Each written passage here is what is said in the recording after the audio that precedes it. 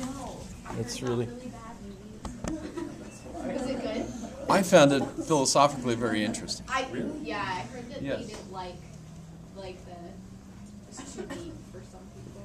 It had like no plot at all. Okay, I was like, this is not a good review. Like things finally got interesting. Like right at the end of the movie, there was an actual plot twist, and then it ended. The Circle.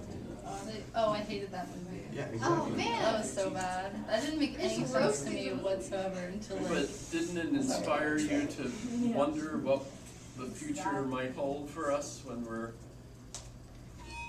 becoming totally transparent? That's like every like utilitarian movie though. It's so common. I really want something cool. Well, the thing is, we actually have things like Facebook and Google, and we do have cameras all over the place. I mean, even in Anchorage, somebody does something absolutely stupid, like robs, something, and their video is on YouTube, and everybody knows who. Oh, I know who that is, and they catch them relatively soon. Of course, there's not cameras everywhere. It certainly seems like it's going to change our social contract if you don't have privacy anymore. And that was one of the themes of that movie, is that privacy is going to be gone, even inside your house and stuff. So it's kind of weird how they've got Emma Watson waking up on camera. She gets like 5 minutes To use the bathroom bathroom, yeah. break, whatever. Kind of weird, but yeah, nice plot twist at the end, as you mentioned. Tom Hanks actually utters a bad word I know, in the that was movie, awesome. so that's kind That of was the interesting. plot twist. But so, if we go back, I mean, John Locke had no conception of a possibility of technology ever making everybody's daily life totally transparent. Of course, there's other problems, and who the heck is going to have the time to watch it? Notice I dump tons of stuff on the internet every day, as I figure, well, the best way of me keeping, I don't care about privacy really, but whatever I want to keep. Remember, I worked for the NSA for quite a few years, so that was years ago. So I could care less, basically, but I know that one way to deal with it is to just swamp people with so much information that if anyone wants to follow you, they're going to have 2 or 3 people full time, And the government can't afford that, especially when you're just a boring person. I'm a very boring person. But they can have AI. Which is a song in Hawaii, by the way. They can have AI sift through it. That's right. That's a new What's it? twist to this plot too, because eventually you're going to have an algorithm that will automatically kick over. Hey, you guys should watch this and see what's going on. Especially if it's a word or two. If you say things like ISIS, Or you can just create some random document. Or just talk about codes. unicorns or something, and then just throw the word bomb Yeah. into it. Yeah, it should be interesting.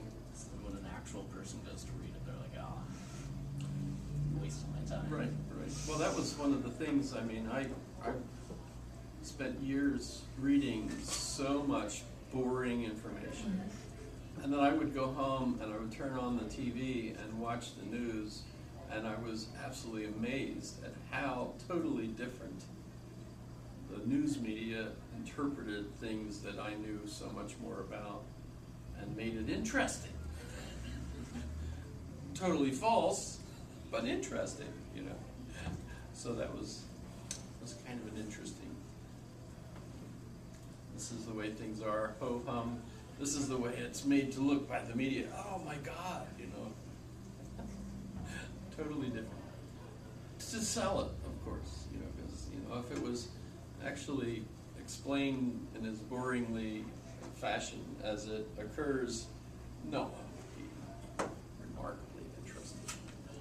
That's That's why we love the things that we do. You know, shark bites, man, off the coast of, you know, Cape Ann or wherever.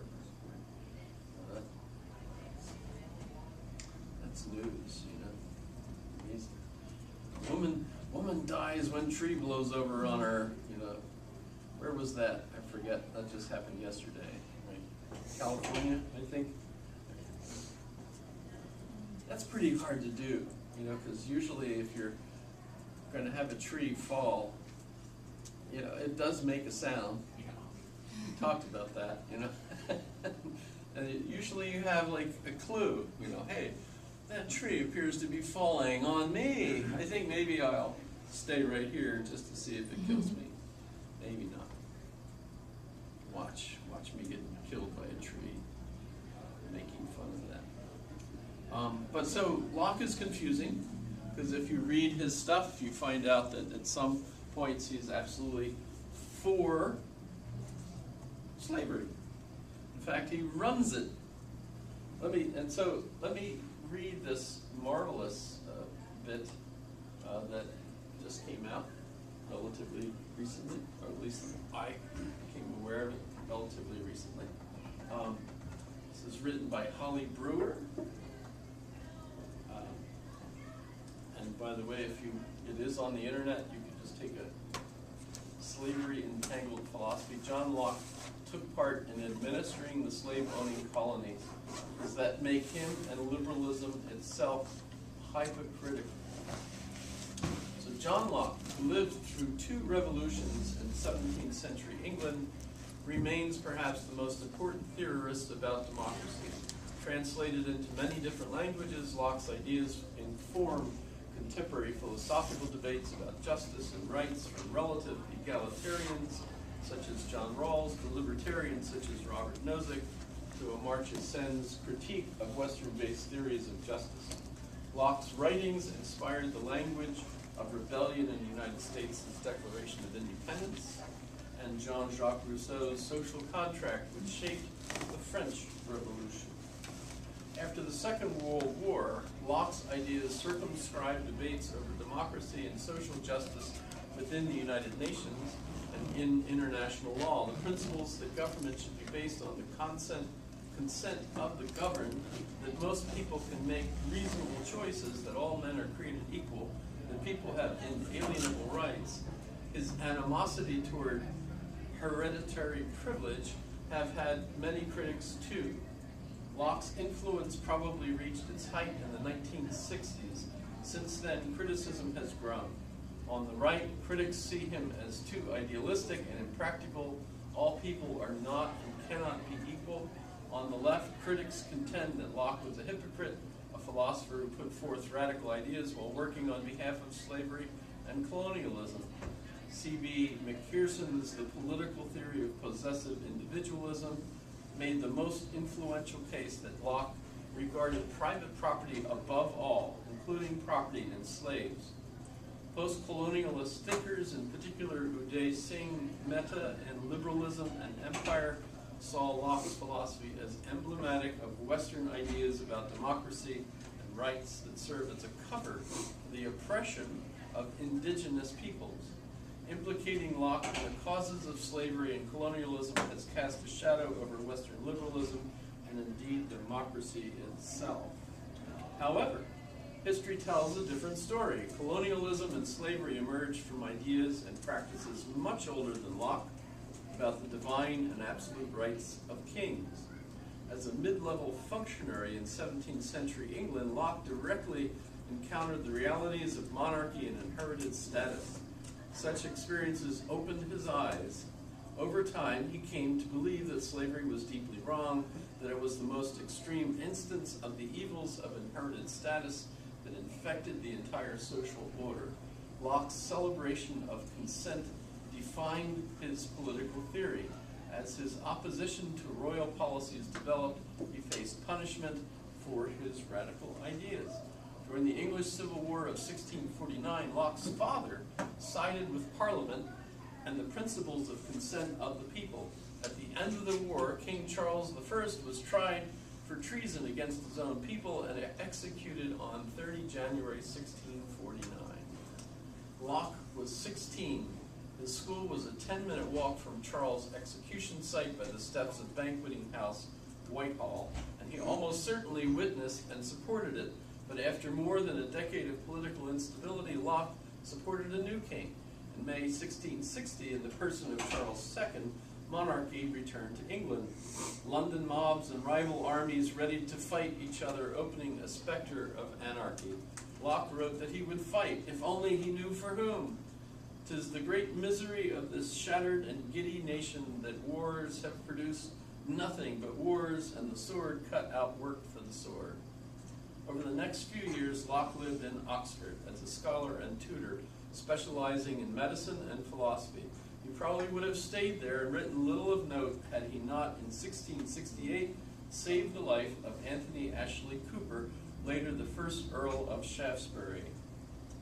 Shaftesbury drew Locke into Stuart court restoration politics, into imperial governance, and into the thick of the king's promotion of slavery.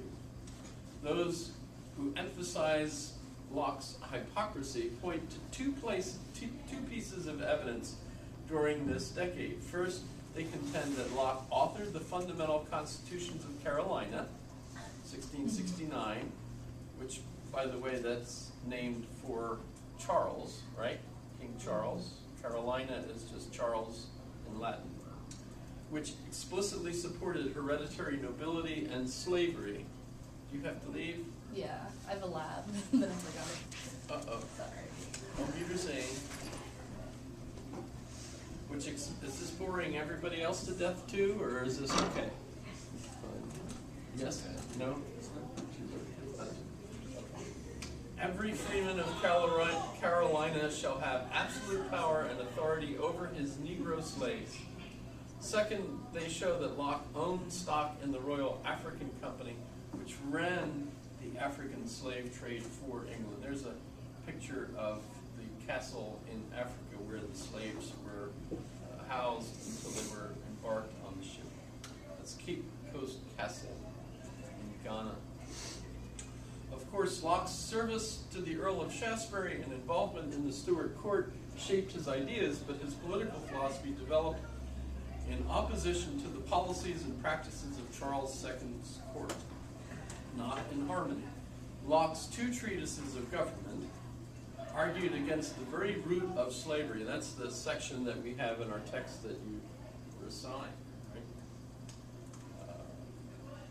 Argued against the very root of slavery, inherited status, which derived from the same set of ordering ideas and commitments as the monarchy, the divine and hereditary rights of kings.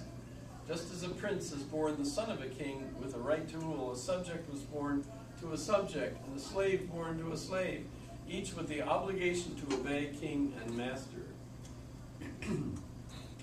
During 1660 to 85, England under Charles II pursued slavery vigorously, and not only because it helped to justify monarchy, slaves helped to produce profitable crops such as sugar and tobacco that generated huge tax revenues for the monarch. By 1687, the tax revenue in the form of customs on these stables comprised a third of crown revenue, paying for the army, the navy, and much else. Charles II married Catherine of Braganza from Portugal for her dowry, which included forts off the African coast. He put his brother James, who would later be king, in charge of a new Royal African Company to enable the slave trade. James led 2 wars against the Dutch to gain access to the slave trade. In England's colonies in the Americas, Charles II appointed royal governors who supported slavery and offered rewards of land to those who purchased slaves or indentured servants. In Virginia, by the way, the Irish were indentured servants. I'm pretty sure my ancestors were all indentured servants that came over from Ireland. In Virginia, the king offered 50 acres per slave or servant bought. Thus, some men accrued estates of 20,000 acres and more. Charles II's judges presided over court decisions, especially one in 1677, that said that those who were aliens, that is, not subjects, had no rights under the law and could be considered simple property. Historians have long noted Locke's role in drafting the Carolina constitutions and its protections for slavery. The implication is not so much personal hypocrisy as evidence that Western liberalism from its foundational theorists promoted slavery, but such a story is based on a misapprehension of Locke's position. In terms of the Carolina constitutions, Locke was a secretary. He drafted a legal document as a lawyer drafts a will. He composed it for the 8 men who owned the Carolinas, given to them as a reward by Charles II. These men desired that the government of this province may be made most agreeable to the monarchy under which we live. They sought to avoid erecting a numerous democracy. The principles it espoused, including hereditary nobility and slavery, both predated Locke's involvement and reflected the ideals of the owners. It is a deep error, therefore, to contend that Locke's role in the Carolina Constitution should guide interpretation of his later work, much less liberalism. The matter of the Royal African Company stock has also led itself to misinterpretation. Beginning in 1672, Charles II put Shaftesbury in charge of the Council on Foreign Plantations, which oversaw England's colonies overseas. Locke was Shaftesbury's personal secretary and so became the Council on Foreign Plantations official clerk. In 1672 to 73, Charles paid Locke in Royal African Company stock. During this period, the council sought political reform overseas, less power for governors, but mostly did the king's bidding. There's much in these records about African slaves, and Locke's handwriting as clerk transcribes that word over and over. But within 2 years, both Locke and Shaftesbury stopped cooperating with the king and his policies. Shaftesbury had emerged as Charles II's strongest opponent, inasmuch as one could safely criticize the king during that period. Shaftesbury opposed not only the Test Act of 1673, barring both Catholics and dissenters, non-Anglican Protestants, from political office, but also probably a 1674 attempt to create an imperial slave code for England, both of which Charles supported. In 1675, Shaftesbury and Locke co-wrote and published debates in the House of Lords, questioning if Charles II sought too much absolute power. Charles ordered the book burned as seditious. Locke fled to France for 4 years for his health, and Shaftesbury ended up imprisoned without trial in the Tower of London. In July 1675, Locke sold his stock in the Royal African Company, and Shaftesbury quickly followed. If the story ended here, we would know little of Locke. He was a minor actor in a political contest dominated by major figures struggling over empire and questions on the nature of power. But the story did not end in 1675, which rather marked an abrupt turning point. From today's perspective, it is easy to think that ideas about human rights and democracy have always existed in some kind of fully articulated form.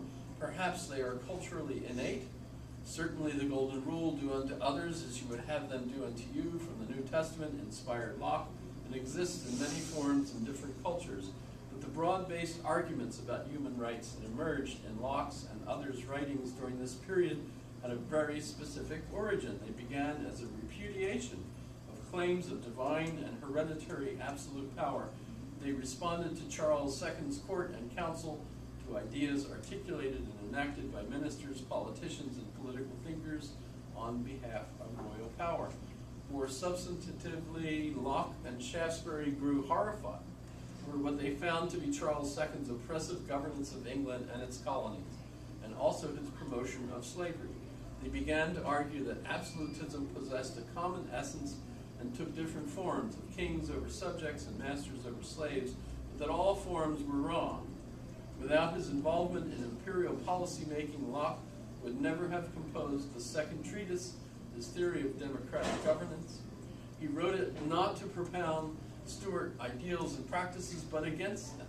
Compelled by his legal and administrative encounters with slavery, a corrupt colonial government, and a tyrannical monarch, his 2 treatises was a different kind of constitution than the one he had helped to draft for Carolina. Locke's hatred of absolutism and slavery helped to justify the Glorious Revolution of 1688 against James II. That revolution was necessary, Locke contended, because every pulpit in England preached the principles of an advocate for slavery. James II was in fact the governor of the Royal African Company at the same time he was king. Ministers of the Church of England, of which he was head, preached passive obedience to him because he was chosen by God to lead them.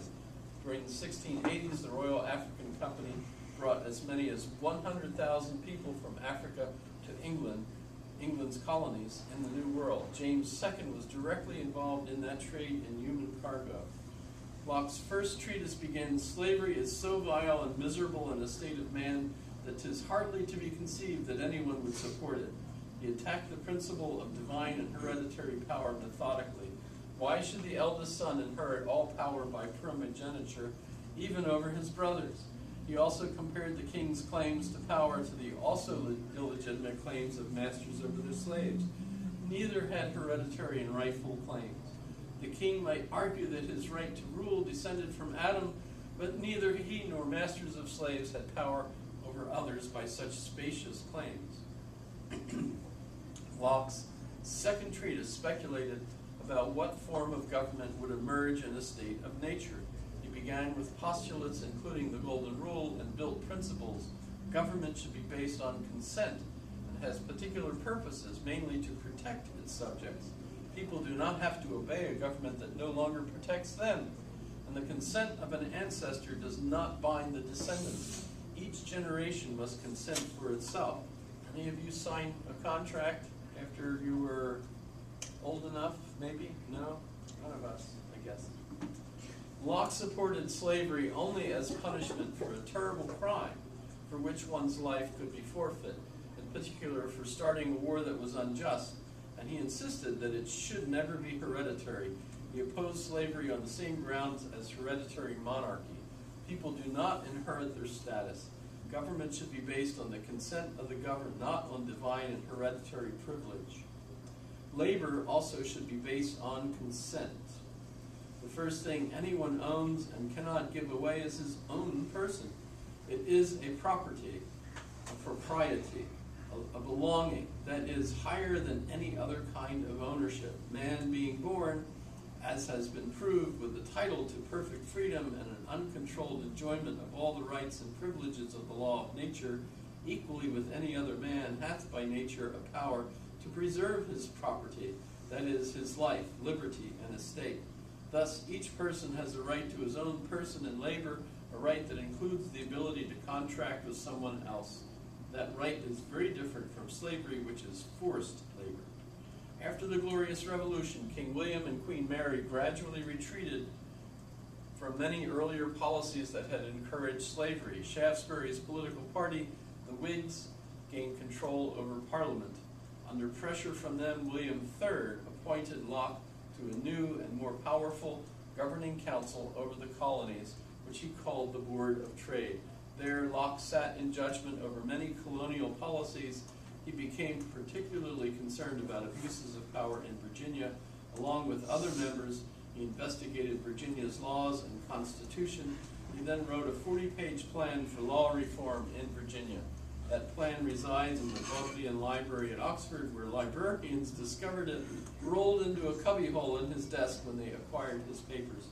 It has long been assumed, even though it was in his handwriting and that of his secretary, that he did not write it. I show that he did. His work on Virginia's Constitution reflects Locke's own ideas. That plan for reforming Virginia's Constitution led to a reversal of many of the earlier policies that had promoted hierarchy and slavery. In particular, it admonished that Virginia should no longer follow Charles II's policy of granting masters 50 acres of land for each slave or servant purchased, a policy that has fostered large estates and bound labor. Arranged for the appointment of a new governor for Virginia, Francis Nicholson. By court decision in 1699, Nicholson got rid of the land bounty for buying a slave. He sent a copy of that decision back to England next to the report that masters would no longer be rewarded with large estates for the importation of Negroes. Locke responded, "Well done." And you can see it right here on the document. Locke's plan for Virginia specified that all people should have equality under the law. As people of different persuasions enjoy liberty of conscience, So let people of all nations be naturalized and enjoy equal privileges with the other English inhabitants residing there. However, he understood that under English law at that time, most rights belonged only to subjects, and to become a subject one had to swear an oath of loyalty to the king, and to do that one had to be a Christian. Locke was also familiar with the English High Court decisions that had justified slavery only for aliens. He therefore urged children of Negroes and Indians should be baptized, catechized, and bred Christian. By urging their baptism, Locke was undercutting the rationale for slavery. Subjects could claim rights to protections against maiming and assault, to trial by jury, to testify, to own land, and to freedom from forced labor. The High Court decisions affected American colonies just as Supreme Court decisions often affect state law today. These judges were appointed and dismissed at the king's pleasure. So King James II could dismiss judges and appoint new ones on his slightest whim, which he did. After the Glorious Revolution, Parliament fired and punished all of James II's judges for corruption. William III appointed completely new judges. In 1696, they reversed the earlier High Court decisions and ruled that no man could own another. That new decision worked hand in hand with Locke's Virginia plan to undercut slavery. Of course, slavery did not end in Virginia in 1699. Locke's actions faced broad political headwinds. After a political crisis that led to the fall of the Whigs in 1700, Locke, who was old and sick, resigned from the board. William III died after a hunting accident in 1702, and his successor, Queen Anne, daughter of James II, whose court idealized slavery as the source of imperial wealth, reversed all of these policies again. Her crowning achievement was obtaining a grant to supply the Spanish Empire with all their slaves for the next 30 years. That contract with Cento made Britain the main importer of slaves to the New World by 1750. Neither slavery nor colonization had their origins in Locke's two treatises. His ideas about how people could claim rights to property did justify a certain kind of colonization. He argued that by making objects, by farming the land, one could derive ownership, goods, and ground. However, this was a more egalitarian ideal of ownership than that offered by King James I, the right of discovery by Christian princes who could then grant dominion, the right of ownership and governance. Locke's was founded on individual action, the Stuart Kings on divine status. Such attention to historical context matters. These complex debates over justice shaped the early modern world and continue to shape ours. If we pretend that Locke and the Stuart Kings were the same and that their policy struggles did not matter, we ignore the impact of our own policies. If we dismiss Locke's ideas as paradoxical, we forget that in these fires were forged not only slavery but also crucial principles of human rights. It is not only that the big questions were fiercely contended, but that small policies often had huge impacts. Reversing Charles II's rewards of land for buying slaves was a major move against inequality and injustice, and against the idea that kings could grant dominion over others. So too was his suggestion that all people be naturalized and have equal protections under the law. The effort to compress such fierce disputes into a flat narrative of hypocrisy belies not only the past but the present. The effort to condemn liberalism and Locke as a theory of slavery and oppression, and to see within liberalism the origin of slavery, represents the very essence of his theory, which was about human rights. Misrepresents the very essence of his theory, which was about human rights.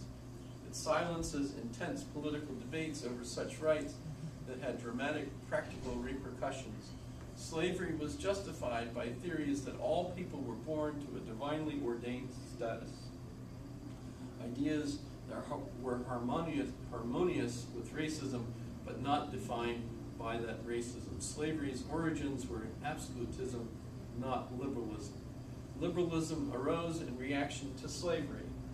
It sought inclusion and defined rights with broad promises, albeit ones that could be open to exclusions.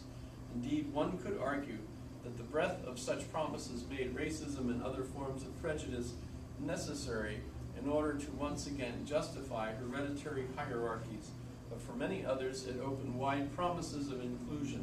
The theory itself was one that strained for relative equality under the law for all those who could give meaningful consent. The similarity of these disputes to ones we conduct today becomes more apparent with such context. For example, do rights inhere in all human beings or only in citizens? Abstract philosophical debates emerge from real dilemmas, but also help to shape policies that affect millions of people's lives. They still do. So that's fun. I didn't know that. That was terrific research on Locke and how he changed his mind over time. Why would I have even thought that he had a fixed point of view that was his all his life? That would be just pretty dumb and wrong. So there, it's kind of nice to see it laid out that way. Also, it really shows that the idea of the social contract was an evolving thesis, and that our legitimating narrative that says why our government is legitimate and one that we ought to respect and abide by its principles is actually not something that has a tremendously long history and is up to argument, actually. There are competing types of governments today. China's, for example, is a very interesting one, and some contemporary analysts argue that China's form of capitalism and government might actually be the future, because look at the way ours is going today, right? Are we doing very well? A lot of people argue not, whereas China, clearly you would not, I don't even want to visit China for the pollution and the crowd of people, etc. But not only that, they don't have the freedom, the people there don't have the freedom. You've seen the traffic in Beijing and stuff like that. You know, the smog, the pollution, etc. They legalized re-education camps that they didn't that existed there. So, you know, so the arguments that there are other types of government, and China is one of them, that might be the future, you know, of the societies of the world. That's, you know, that's the cat in the headlights thing. You know, not interested. Doesn't seem fair. But I mean, how do we make ours better? You know, you think of the way things are in ours. On the other hand, it's absolutely exciting. You never know what's going to happen. What was the big news last night? Anybody from Alaska? From what I understand, it even made national news. Did you hear from yesterday? Who's running for governor in our state? 3 candidates, right? And one of the vice or the lieutenant governors just resigned. Yes, Byron Malott just resigned. No one knows exactly what he said that caused the problem, but the fact that he said something that was inappropriate meant that he needed to resign, and he did. There's all sorts of questions over whether or not Walker can continue to run for governor when his running mate isn't with him. So he's replaced him with, oh, what's her name, Davidson? Anyone catch? No one catch. Caught this? So it's been replaced already, and Walker says that she'll do fine as his replacement on the ticket. But a lot of folks are pointing out that each individual is elected individually, and it's too late for her to get on the ticket. Although Governor Walker, if elected, can appoint who he wants. So that would be one way for him to replace Byron if need to. But the big thinking that I saw was that would mean eventually, as we get to the voting date next month, that there will really only be 2 candidates, Begich and Dunleavy. But by the way, Dunleavy is still ahead, even if it's just the 2 of them. Yes? So that's kind of exciting. Of course, Dunleavy has all sorts of plans, none of which he's told anyone. But he is going to stand tall for Alaska, which have you met him? He is tall. He's got it. He's got standing tall for Alaska. He has that down. No problem. Kind of fun. So that's interesting. So what else?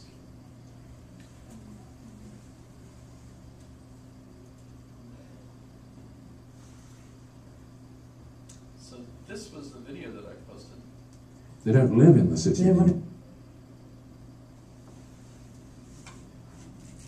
The philosopher, Sir Roger Scruton, is with me today. He is one of the most distinguished philosophers of our age.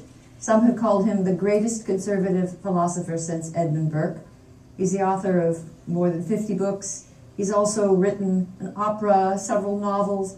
During the Cold War, he made several trips to Prague, where he had clandestine philosophy seminars around the city. He was eventually arrested, expelled from the country, and placed on an index of undesirable persons.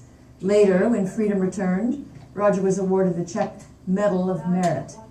The Factual Feminist is proud to say that he has been my friend and ally for many years. Roger, welcome to AEI. Thank you for inviting me. It's so lovely to have you here. And you were recently knighted by Queen Elizabeth II, and I want to congratulate you for that. I'm not sure what I should call you. Well, I think you can still call me Roger. Sir Roger, Lord Sovereign, I don't know. I immediately wondered about your father, your late father.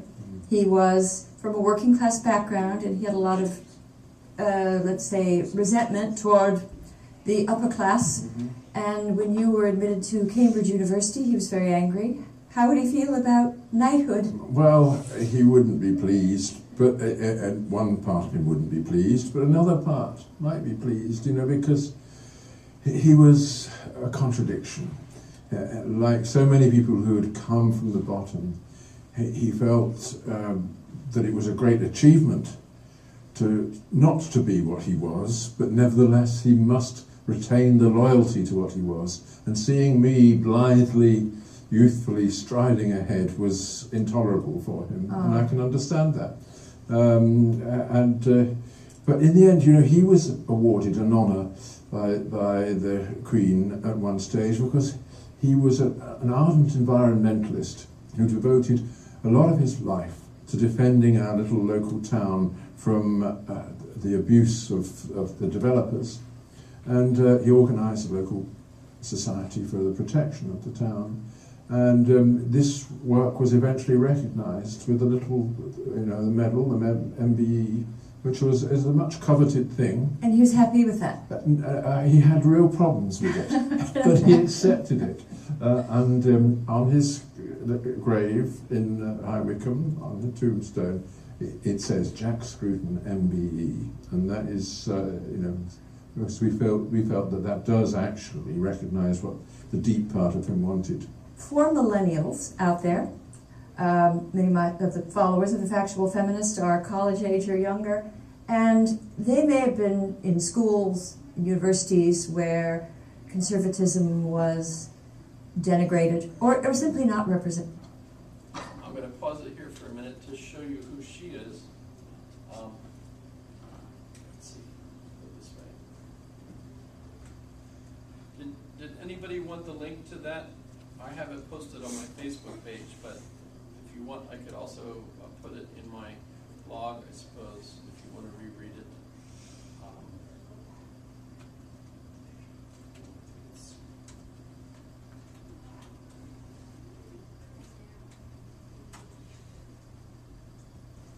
So she is Christina Hoff Sommers. She's a feminist, but she is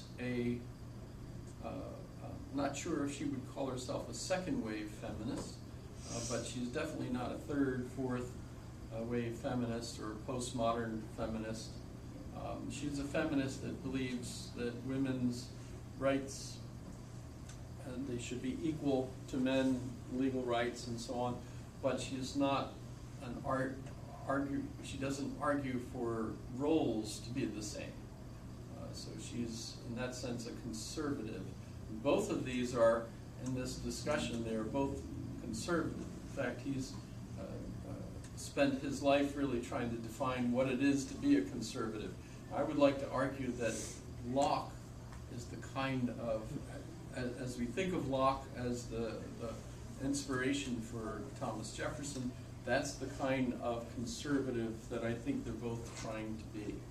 So it's a particular type of conservative.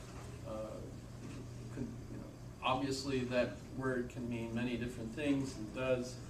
Are you a Republican conservative? Can you be a Democrat conservative? Can you be neutral in the United States? I'm sure you can. I think David Brooks, for example, would be such an example if you're interested. David Brooks, I think we've talked about David Brooks before, right? He's the one that wrote The Social Animal, Bobos in Paradise, a couple other books. The Road to Character is his, I think, latest book. So David Brooks would be that kind of conservative, and Roger Scruton is certainly one. But some of her books is Who Stole Feminism? Feminism was a good thing, it was important, but somewhere along the way, a lot of crazy folks, as far as she's concerned, stole feminism and transformed it into something that was absolutely ridiculous. So she's hostile to those folks. And by the way, they're hostile to her. So for example, when she was listed as the speaker at Berkeley not too long ago, there were a lot of Antifa folks there to try to prevent her from speaking. Does that make sense? You're familiar with what that is, etc.? Because she says things that others feel like it's just offensive. That she says things like that women are different than men, things of that sort. Imagine saying something like that. It's kind of probably don't listen. Do I need to give you a trigger warning before I say things like that? But she also wrote a book, The War Against Boys, which is pretty interesting. Part of that is the way school districts have decreased the amount of recess and things. They also want to drug boys. I don't know if you're aware, but boys tend to have attention deficit and all sorts of other kinds of mental issues that psychology folks have used drugs to try to calm boys down so they can sit in class calmly and listen to what the teacher's doing instead of being rowdy and boy-like. You think of it?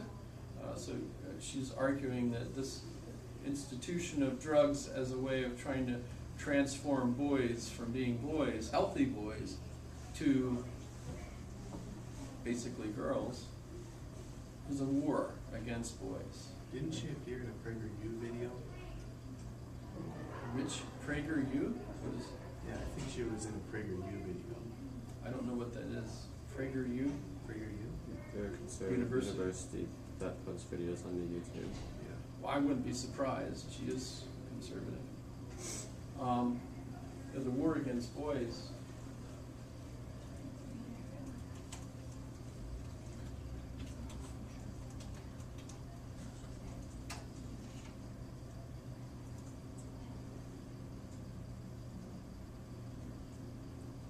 This is the copy I had.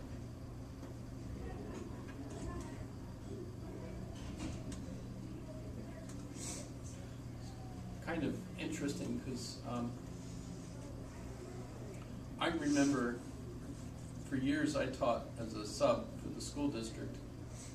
Even though I was teaching at UAA, I also was teaching part-time as a sub for the school district in foreign languages and social studies. But actually they called me for anything because of the way the school district is.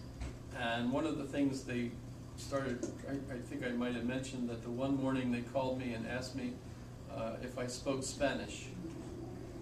And my answer was no hablo español, which is no, right? And their response was, oh, perfect. And they assigned me to Spanish immersion kindergarten. Yes? It's where you're the teacher, you go to a class that's got 25 kindergartners, who, by the way, need to have someone tie their shoes on. They take their shoes off when they come in, and when it's time to go out for recess or something, they all put their shoes on and then stand there in a line waiting for you to come over and tie 50 shoes. Who knew, right?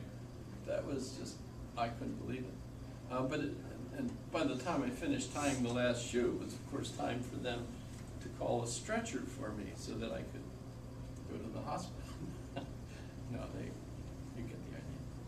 But in any case, so here I am teaching a class full of kindergartners. Have I told you this before? Yes. The one kid who was the tallest and the one that was full of the most energy just couldn't sit still. He couldn't sit, and while we were trying to do the various things we were supposed to do, talking about the story or whatever. So I encouraged him to go over to the table where we had stuff to do and go build something. And he was happy doing that. One of the other boys, who was much shorter, wanted to go with him because, you know, this is boring stuff. That would be much more fun if you're a boy, right? So the other one went over there. The only trouble was they didn't get along, and the one punched the other one, and he was crying, etc., right? So try to keep them peaceful, etc. At the end of that day, this was a class down here at Chugach Elementary, right? Which is no, down that way, right? Chugach Elementary. At the end of the day, the outer door opened and a woman came running in, said, "What did he do today?"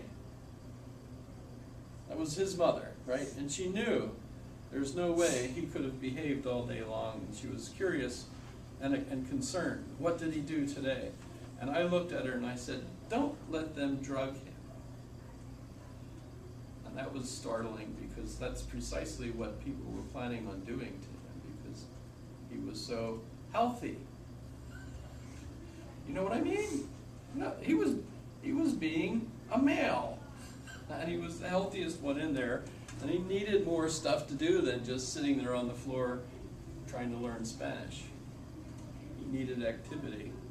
So I said that to her. I have no idea if that was a good thing for me to say or whatever, but basically I was absolutely convinced he's the kind of person that they want to give drugs to, so the kid will sit there and just listen, right? Well, it doesn't really seem like a good idea to give 5-year-olds amphetamines for pretty much most reasons. Oh yeah, they have side effects. So they feminize the child, basically. That's essentially. Now, by the way, I'm sure that this is not politically correct, and it's my opinion, and I'm not a medical doctor, and I'm not a psychologist. So, just take that with it. That's my criticism of. But it's also, having read her book, and of course knowing what she's basically arguing is that our society is basically trying to remove maleness from our national character. Because males are responsible for the crime, they're responsible for the wars, they're responsible for aggression in general, they're mostly responsible for the abuses, etc. We're still, of course, concerned about males behaving like males, etc. I mean, I showed the video, right, of Sleeping Beauty, where, you know, he sneaks up and he grabs her and he won't let her go, right? Yes? And I just show you that the other day, right? Now that's Disney teaching young men how to behave. That's totally wrong. And notice, Maleficent, right? You've all seen that movie. You even cried at the same place I did. So if you think of it, what's Maleficent teaching? Males are assholes. Right? All of them, you know? Right? They cut your wings off when they've drugged you so that you fall asleep. And they cut your wing. Can you imagine waking up and discovering your wings are gone? And Frozen? What's the main thing you learn about the males in the movie Frozen? You don't need one. You don't need one. And the ones that are there are, well, the only nice ones are dumb reindeer herders. And they're a little fixer-upper, you know? That's... Yes? You've seen? No idea. Ah, okay. Oh. What's his name? Anybody remember? Sven? Yeah. Wait, no. No, Sven was the I thought reindeer. Sven was the real Kristoff. Kristoff. With a K? Hans is the real problem. It's disgusting. It's time for Luigi to face his fears as he solves mind-bending puzzles and takes on ghastly ghosts. Luigi's Mansion on new Nintendo 2DS XL. What's the issue, dear? Why are you holding back from such a man? Is it the clumpy way he walks? What? Or the grumpy way he talks? Oh, no. Or the pear-shaped, square-shaped weirdness of his feet? Hey!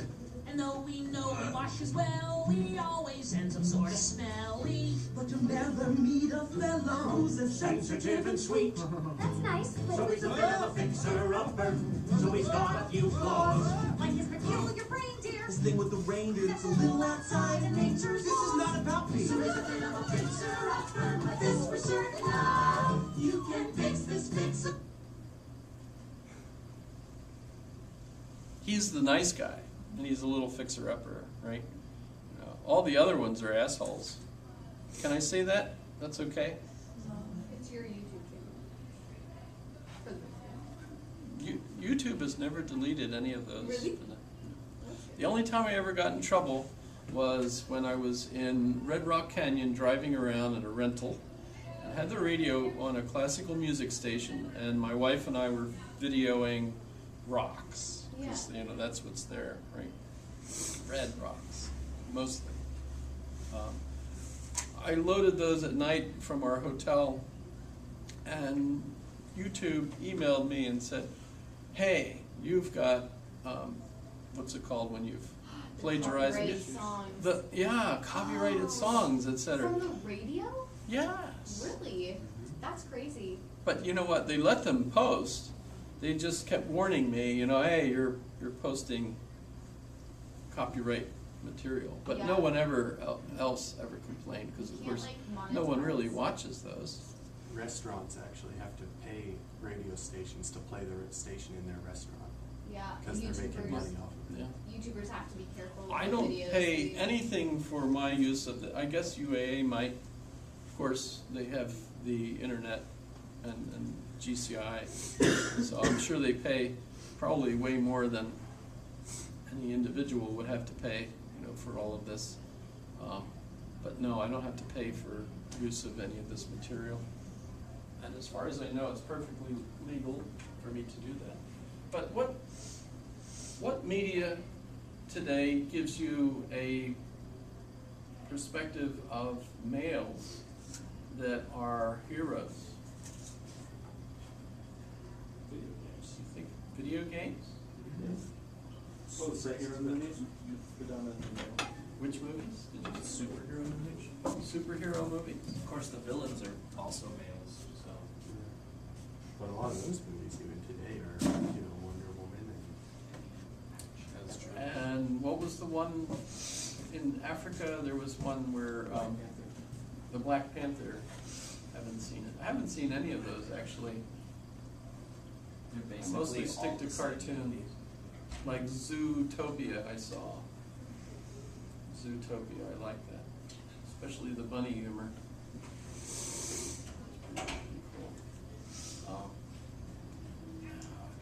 So there's a big fight over the kind of roles we should play today. And Christina Hoff Sommers is basically arguing for the old roles and arguing those are absolutely necessary for a stable society, right? Biologically based, right? If we get into that social construction, which, by the way, a lot of you really didn't get it. I was amazed how many folks argued that the socially constructed reality meant that you had to dress perfectly every day and had your hair done exactly right. And it's like, what? No.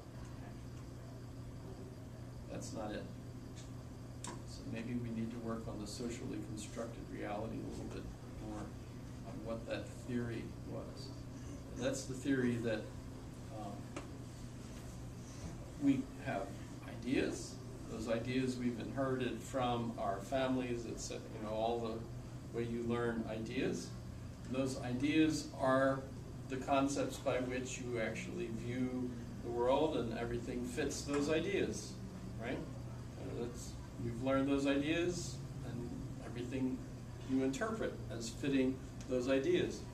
But those ideas in a society are actually evolving, and they've been created by people, so that in a sense, all of the things we imagine are the case with regard to our reality are socially constructed, right? Because people have created these ideas, evolved them through science, through whatever, created new devices. Now we all know what video is, all that stuff, right? Phones, etc. All that stuff is socially constructed by people. But the interesting thing, of course, is once an idea has been accepted by society, in a sense, it now becomes concrete.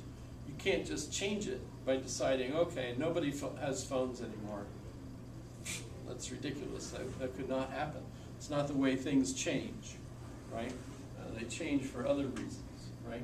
So it's a socially constructed reality. The reality changes as we evolve our concepts and our culture, right?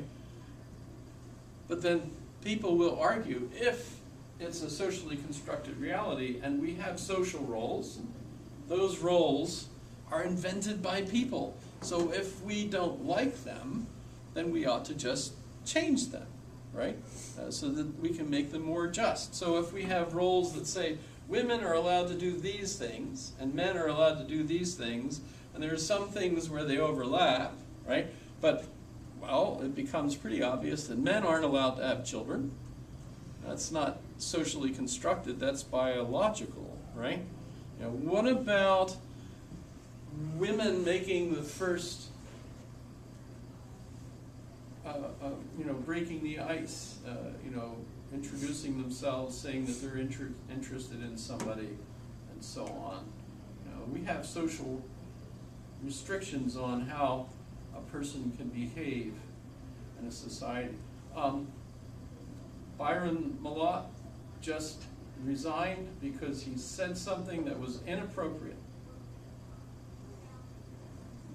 Now, if you think that, what's that mean? That means he broke a restriction on the kind of role he's expected to have by a leader in our society. We broke that rule. Now, by the way, I don't know what he said. He hasn't said what he said. No one has said what it was. But I can almost guarantee that calling a woman horseface was probably at least as bad, you think? And yet President Trump isn't going to resign for saying exactly that the other day, right? It's not my fault, right? It's just, hey, wait a minute. So obviously we have a dispute here between the proper role of a leader and to what extent a leader has to resign because of their breaking the restrictions with regard to that role. Does that make sense? Right? You know, and what changes that? What's changed that? What's convinced Byron that he needed to resign because of that, right? And what changed in his childhood, where he thought what he said? My guess is that he propositioned someone. That's my guess, right? Which is actually the traditional role of the male, although of course he's married, he shouldn't have done it, et cetera, right? But hey, Bill Clinton, anyone ever heard of President Bill Clinton? President, he was a president of the United States. Had an office in the White House called the Oval Office, where he had a young lady by the name of Monica Lewinsky, who famously wore a blue dress.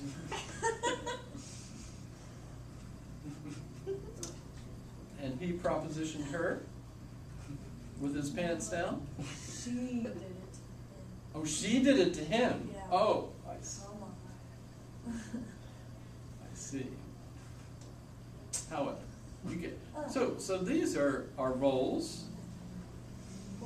They're obviously roles that are in dispute right now. They're going through a transition.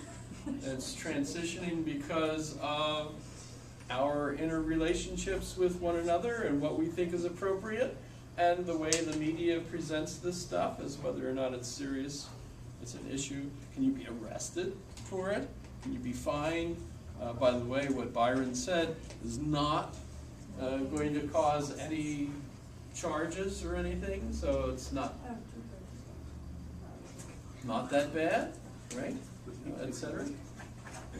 So when I'm asking about how reality pushes back on our socially constructed reality, some things are absolutely clear. Women can have children, but men cannot. That's pretty clear. We can't argue, okay, all people should be allowed to have children if they want. It's totally wrong to make it impossible for men to have children if they want. That's not going to go anywhere. For one thing, because men can't stand that kind of pain. No man that I know of wants to have children. The only one I know of that did was Arnold Schwarzenegger, and I think that was just a movie, right? You guys should be laughing at that. I know that because I watched it. I'm laughing.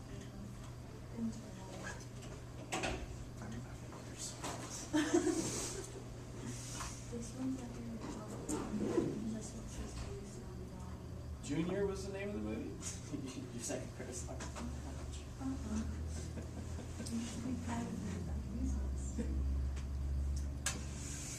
It's impossible, it's not natural, and I'm not interested. I took you for a scientist. I am a scientist. Yeah? Well, where's your vision? Opportunity's knocking here.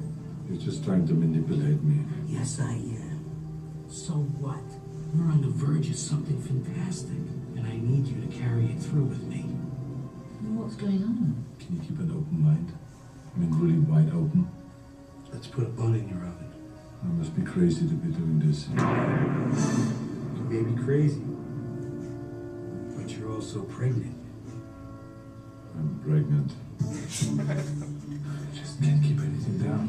It's morning sickness. It'll pass. Eat crackers. Alex is sweating like a racehorse. What's going on? Everything's perfectly normal, except for the fact that the mom is also the dad. You look so beautiful tonight. You look sort of glowing. Yes, you do. You look positively lit up. What's the good news? No good news. If this gets out, your life is over. My nipples are very sensitive. What? Does my body disgust you? No. You kissing? Women, Alex, you're in no condition to start a relationship. I want you to know everything about me. I'm pregnant. From Universal Pictures and Ivan Reitman comes Something Inconceivable. Oh my God. Arnold Schwarzenegger. Claws of my skins. That's it. Danny DeVito. Guys do not have babies. We leave that to the women. That's part of the beauty of being a guy. And Emma Thompson. You think men don't hold enough cards? You have to take this away from us as well. You love, protect, and nurture the milk with everything I've got in me. Stop it. No, I don't stop it. I want my babies. Junior. Is this your You see. Actually, there is one other male, scare quotes, I don't have her to support me on that, that was pregnant, but he got pregnant before he became male. Familiar with him? Yeah. So, I think he had the baby already, so it had the baby. So, but that's like a perfect example of reality fighting back against this socially constructed reality. There's all sorts of other things. You know, we don't maybe want the world to be destroyed by our polluting it with heat, carbon. But many folks are absolutely convinced that we're just days away from total destruction because of the... We're not going to destroy the world, we're just going to destroy us. Destroy us, yes, yes. Okay, so I need a good quiz question for today. How are we going to destroy the world? The ice is melting. As soon as it melts, then the oceans will no longer circulate the way they do, the weather patterns will change. England will be the new polar ice cap. Be bad for Big Ben. Movie you watch. Yeah. Some of them say it's all gonna freeze. When I was a kid, we were worried about freezing. Nuclear winter was a big worry. Because we were worried that we were all going to go to war with the Soviet Union and boom, boom, boom, and then boom, boom, boom, and then nuclear winter, which would keep the heat from the sun from getting to the earth, and everybody would be dead. If they weren't already dead from the nuclear fallout and everything. However, so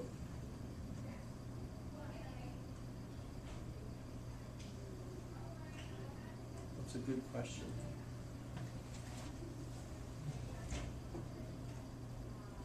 So, my understanding is that there are actually more slaves in the United States now than ever before. They're illegal, mostly aliens, right? Not from Mars, right? But non-citizens that have been led to come here under misleading circumstances, and then once they get here, they're basically in slavery.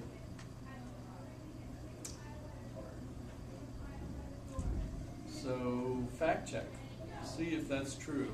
Do we have more illegal slaves in the United States now than we've ever had slaves before? See if that's true.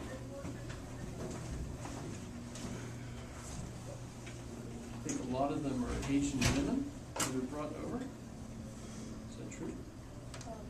Check. See if it's true.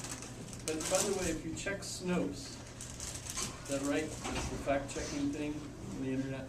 Turns out that that's one guy that sits in a room in a rented house somewhere. Does all that fact-checking. Is that on his website? I saw a video about it on the other day.